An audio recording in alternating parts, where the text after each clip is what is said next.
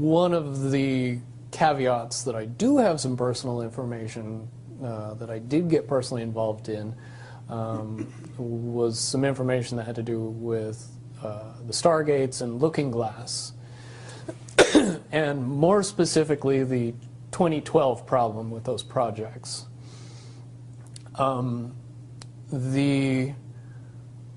I guess, popular opinion of what's out there right now is that the project was shut down because there was a problem when we approached 2012.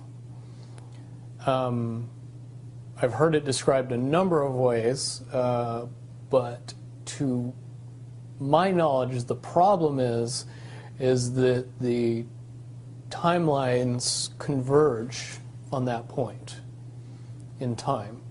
And when you know enough about the Stargate projects and the Looking Glass project to know that how string theory works and how the possibility of possibilities works and how making one choice over here doesn't necessarily mean that the other choice couldn't exist at the same time. But once you get your brain wrapped around this subject, you find out that at the end of 2012, in an easy way to put it, the choices that we make become less and less consequential to the future. And eventually we're pushed into this bottleneck of time, no matter which choice we make. And that's important to the people that had access to Looking Glass because they would use Looking Glass knowing the choices that they would make and the future would pop up. The big mistake was coming up with the possibility of future. And when we started using a computer to say, well, if we make this choice, it's 79% possible that this scenario happens, and 23% are possible, or whatever, you know, I'm using round numbers, that this scenario would happen. The understanding at the time was that was realistic. However, if you go down the road further and free will continues to exercise itself on this game, that 79% possibility sometimes changes very, very fast. But if you look at the situation in a point of time, it seems very realistic that that's the greatest possibility. What happened was people, very smart people, began to figure out that something big was coming up. Something that made it so all the possibilities of all the future scenarios of any choice, any possibility that was fed in and observed through the Looking Glass inherently ended up in the same future. And no decision and no possibility changed past a certain point. That's the big secret. Okay, so is that certainly 2012 in your understanding? It well coincides with December 21st, 2012. So at that point, all possibilities lead to the same timelines. Rubicon. All possible timelines lead to the same basic set of history in the future. And what is that history to you? Did you know that, or did you find that out? That is the big question. That is the big secret. That is what sends everybody that has all of the information, that knows everything, into a blind panic. The people that know everything about Looking Glass, that have gotten all the reports and all the information, the elites of the world, probably figured out that that was the end of the game, and nothing could be manipulated beyond that point. So do you think that's held true? In other words, well, I have about 60 questions, but do you think that's true or holding true, that nothing could be manipulated, that they haven't found a way to manipulate, that that's still the case? I mean, this is knowledge that you would have gained back when? Back when I was in the military, it would have been before '97 when I got in trouble. And it was things that one of my particular areas that I was amazingly intuitive about is problem solving / mission planning, or more specifically, taking a bad mission and fixing it, getting So- everybody through and out of it. Troubleshooting an optimum future. Exactly. Certainly knowing how string theory and possible futures works makes it so you can work your mind very quickly to see the reality of what's happening and decide what decisions need to be made to change it for a particular outcome. Okay, but at a certain point you said that even the powers that be, so to speak, realized that having even abilities such as yourself, you're talking about, which they, in theory, had even using a computer or a looking glass. Right, and they that- had to use a computer to do it. Right.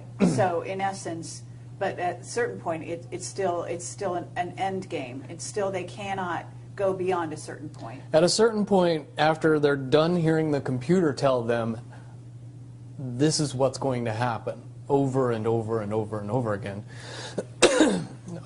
all they become focused on is, how do we fix it? Why? What is this that's going to happen? Do you know The that? inevitable contraction of the timelines. But what does that mean for this reality? Do you know that? I don't know that. What I do know is that I was called in and asked to solve this problem, this timeline contraction problem. And I eventually did my due diligence and did all the investigating, and basically only had one piece of information, and that was reinforcement. The computer's right. The timelines will contract down to some inevitable thing that you guys won't tell me about, so I can't help you. But it's, what you're basically, you came back with was, it is inevitable, whatever it is. There is an inevitable event. It's been forecast, it's been predicted, it's been fed to us in a slop trough of what they want us to believe will happen. But they don't actually However, know. they don't actually have control over what happens. They only have control over the reaction, and it seems that no matter what they try to do to cause their desired reaction, it's going to have an opposite effect. Interesting. Now, it's much, much easier for me to explain today what that process is as opposed to back then. But if I had to give it a name, I would say it's the awakening process. It's an evolution of consciousness that cannot, will not, and no matter what decisions or possibilities are injected into the equation, eventually it all resolves down to us all learning the truth and becoming aware of this massive dam of lies that has been built that keep us from knowing massive volume of information that we should otherwise possess. Okay. Well, that's very, very monumental to be told that from a person in your perspective, who's had your background and your exposure. Is it your understanding that the notion that Looking Glass has been, that there are various looking glasses around the globe supposedly that, according to Dan Burish, were shut down. Is it your understanding they're actually not shut down? I believe that they're shut down because they are all saying the same thing, and so it's like they're completely useless at this point. Is what you're saying. Right. It's like the Wicked Witch, looking into the magic mirror and always getting the same answer. Well, if you were always getting the exact opposite of the answer that you wanted, you'd stop talking to the mirror. And that's essentially what happened with Looking Glass. Is no longer, not only did they not want people to use it anymore because they knew it was just going to burp out the same thing, but at the same time they didn't want anybody else to know what it was saying, I'm sure. Because that they would lose control. Because that information was of a monumental concern when I was in the military about how to prevent this inevitability. Now, at first I thought it was end of the world. Now I see end of the world as end of their world. Well said. Okay. But are you aware, do you know the difference between Looking Glass and the Yellow Cube? Yes. Okay. And are you aware of what happened to the Yellow Cube and how it was used and so on? I believe that the Yellow Cube still exists.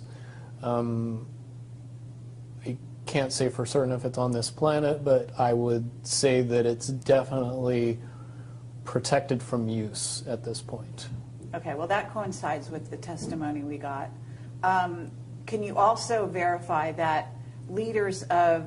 But let me say one thing about the Yellow Book and its differences with Looking Glass. The Yellow Cube or the Yellow Book would give you your possible future. Yes. So it took basically the choices that you would inherently make along a timeline and tell you what that timeline would be, given that you made all the choices that your brain would make. Well, this is exactly what I was just going to ask you. What we were told is that leaders of governments and so on, people in high places, politically, would use this to try to see their most optimum future and then follow those. So they were using it to enhance their wealth, et cetera, Yeah. in a very egotistical way. And that was part of the problem with it. And that supposedly one of the specific things we were told had to do with Hillary. Are you aware of any of that? You mean the 2012 prediction for her? Well, will you tell me what you know? I don't have any first-hand knowledge of this. This is all back alley information. But one of the last predictions that was put out by the Yellow Cube was that, for all intents and purposes, and this is just my level of understanding, is that Hillary Clinton would be president in 2012. And when the Yellow Cube is involved, it leads me to question what I know about Looking Glass and string theory along with that. The first question that anybody that knew anything about the process would know is who was using the cube Right. when it made that prediction. If I knew that, then I could tell you why it would predict what it predicted. Wasn't there also an issue with, I'm not sure, but in using the Yellow Cube, Yellow Book, however you want to term it, that they actually had to use it through an intuitive who had a high vibration, had to be in the vicinity to, in a sense, be the go-between between the person who wanted to use the cube Right. and the cube itself. Because normally they didn't have the vibration necessary. Correct. And that is a process that would prevent anomalies from popping out in predictions. But it wouldn't completely. No, and I'll tell you why. If it was used properly by somebody that knew how to use it and could eliminate their thought process from the machine's effective use, it would be very easy to get an exact, what future holds. Right. However, anybody that has that ability would inherently know that that information could not be given and would be protected. And that inherent notion would inject something into the yellow cube or the yellow book that would give an inaccurate statement. Just by the person that's using its intuition saying, if I tell the truth, it'll be bad. So the higher levels pick up on that, throw out a different scenario that Right. isn't the truth. It's in a sense the feedback loop gets dirtied somewhere along the line by exposure. And that's why those pieces of technology should have never been used by humanity in its current level of understanding. Because for all intents and purposes, the technology doesn't work right when we use it. Right, I totally get that. Okay, so to get back to Looking Glass and the possible futures that they do converge, and the notion of, is there anything else that you can tell us, that you would want to tell us about that and the rest of the laundry list of sort of information that you had direct exposure to, either for yourself or through someone that you had vetted? The biggest cherry on top of all this conversation would be a synopsis to say that if I could convince everybody out there that for all intents and purposes, what we believe to be true eventually becomes true. If somebody convinces us that a major disaster is going to happen in the very near future, a major disaster happens in the very near future. If we don't buy into that fear and accept that there is really nothing that we know is going to happen, and accept of whatever happens, that makes the convergence of the timelines happen as naturally as possible.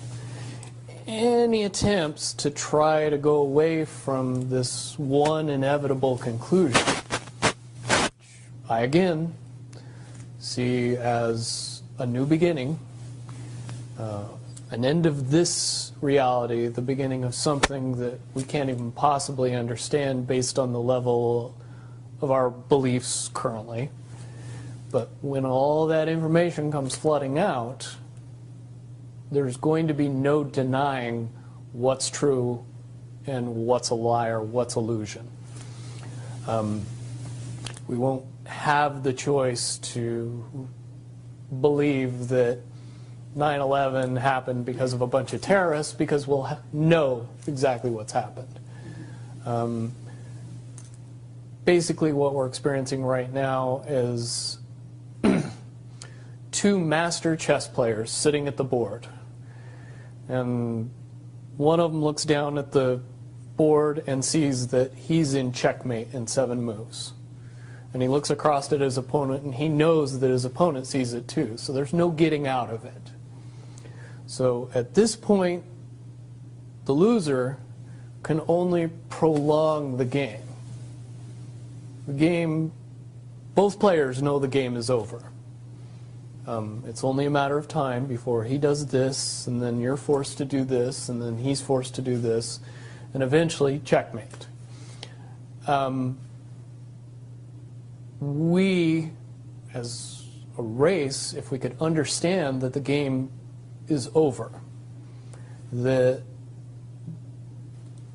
based on the rules of the game, the bad guys have already lost, the good guys have already won. Yes, there's moves left on the table, but those moves are being forced by the player that is going to win. The only way that checkmate can't happen is if the player that's winning makes a mistake. But from all of the information that I've gathered, all of the information that's been given, all of the information that's been vetted to me, it seems pretty obvious that the good guy player on the side of the chessboard knows exactly what has to be done to win the game. And so at this point, any mistake would be all but impossible. But again, you really have to understand the game to know that the guy that's losing is lost. And I'm sure most people sitting watching a chess match between two advanced chess players know the game's over long after the two players know it's over, because they can't see the board and see that there's only 7 moves left. Okay, but when we come to this convergence, and again, you've seen, or the looking glass has seen, up to that point. Now, let me say why I believe that it comes down to one inevitability, is because I was entrusted in getting it down to 2 possibilities. And I've heard both of those possibilities talked about in massive proportions, the good and the bad. Okay, do you want to talk, so can you, in one sentence, say what the good was and the bad was, or are you able to do that? To most easily put it to people, I suppose. one scenario is what most people would understand to be ascension, or an evolution of consciousness that brings us out of the cocoon and turns us into a butterfly. Timeline 2 is some kind of major global catastrophe that drives most of us underground and leaves a few of us on top to fend for ourselves. Very well put. Okay, so I would imagine, and you can... But I would also like to point it out that they call Timeline 2 Timeline 2. It seemed very odd to me that even back then it was identified as not 1. And that Okay. one is the didn't ascension get one. talked about. Okay, but 1 is the one that involves what in essence would be ascension, or moving into, from the cocoon to the butterfly.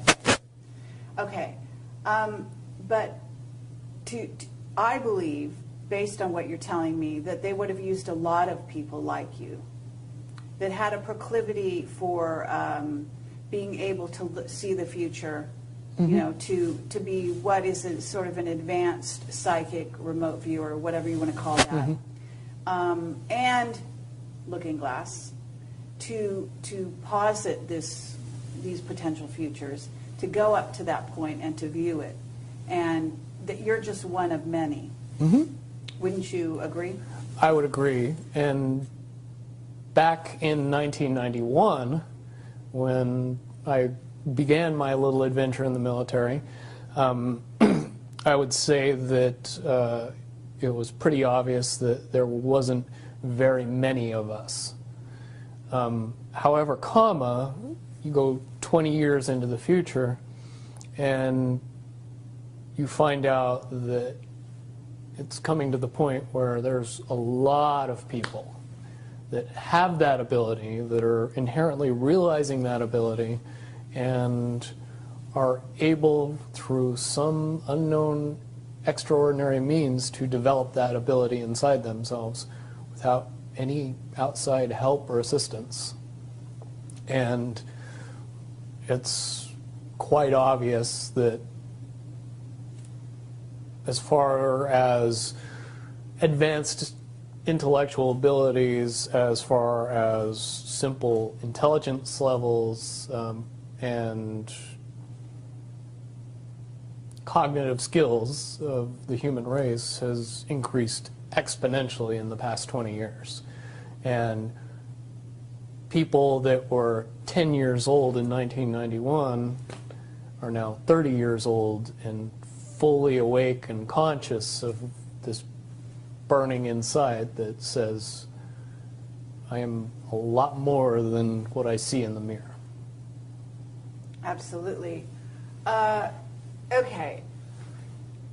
I do have a question in regard to what the military-industrial complex has been working on. Because with the knowledge that you say they have, assuming that they have this level of knowledge that you're talking about, right? In other words, of the timelines converging and the fact that there was going to be something. And I don't know if you saw the movie or the TV show Fast Forward. I mean, but there's been so many possible, scenarios in that regard.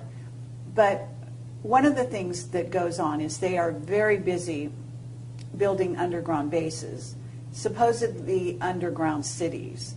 And so they seem to be hedging their bets for the negative timeline and putting their emphasis there. And would you say that that is because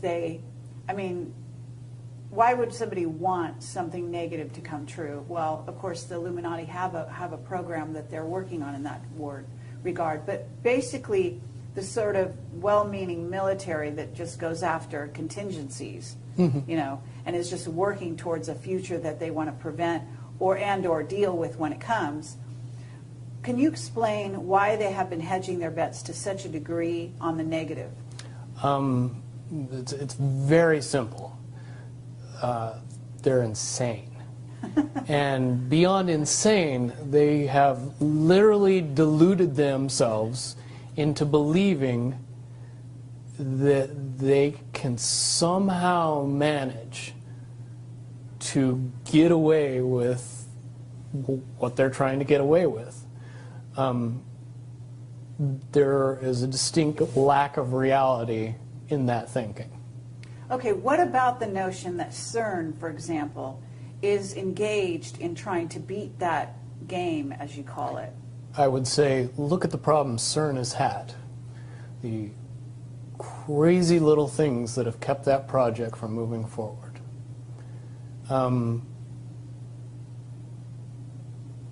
Certainly they have never even come close to getting that project to the level that they want it to be to do what they really want to do with it. Okay, well, what about the notion that that's the party line, that they haven't been able to do so? But if you really think about it, that's what they would prefer people believe, so that they don't think that there's a threat. But when you